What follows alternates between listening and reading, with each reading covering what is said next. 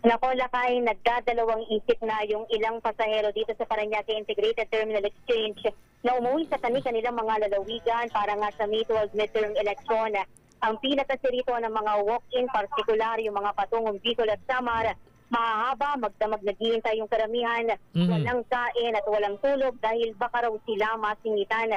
Ayon sa mga ticket dispatchers sa ticket booth 4 na biyaheng Bicol, posibleng umagahin yung mga pasaherong nasa dulo ng pila bago makabili ng ticket, lalo pang at walk-in sila at 12 oras din yung travel time mula sa Kabikulan. Hindi pa makakuha ang ticket, uwi na lang kami. Abutan pa kami ng net. Bulacan pa kami. Ang binigay sa amin kagabi, 410 ligaw. Kaya dito, daraga 411. Kung ngayon, parang hindi na nasunod yung ano kasi yung iba nakabili na, nakaalis na. So kami, naiwan dito yung dalawa. Kami nila ate. Dito kami magdamag. Mainit. Naku po, Diyos ko. Sobra. Ngayon lang ako nakaranas ng ganito. Mahirap. Lakay, 50% na ng mga biyaheng Bicol ngayong araw lang yan ang fully booked na o katumbas ng 33 sa 66 na biyahe ngayong araw. Sa Visayas at Mindanao naman 66.67% ang mga fully booked na o yung 4 sa 6 na biyahe ang punuan na ngayon.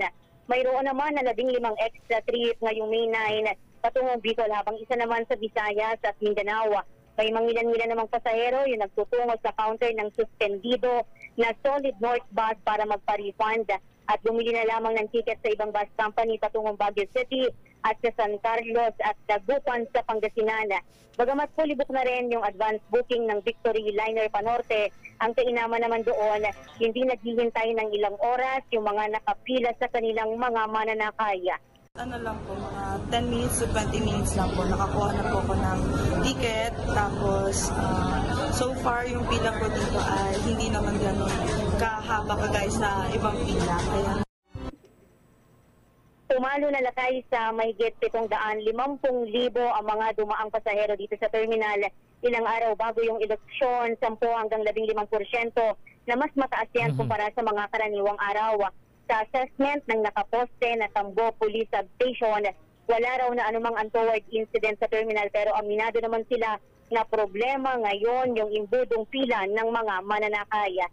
Iyan ang sitwasyon mula dito sa Parañaque Integrated Terminal Exchange.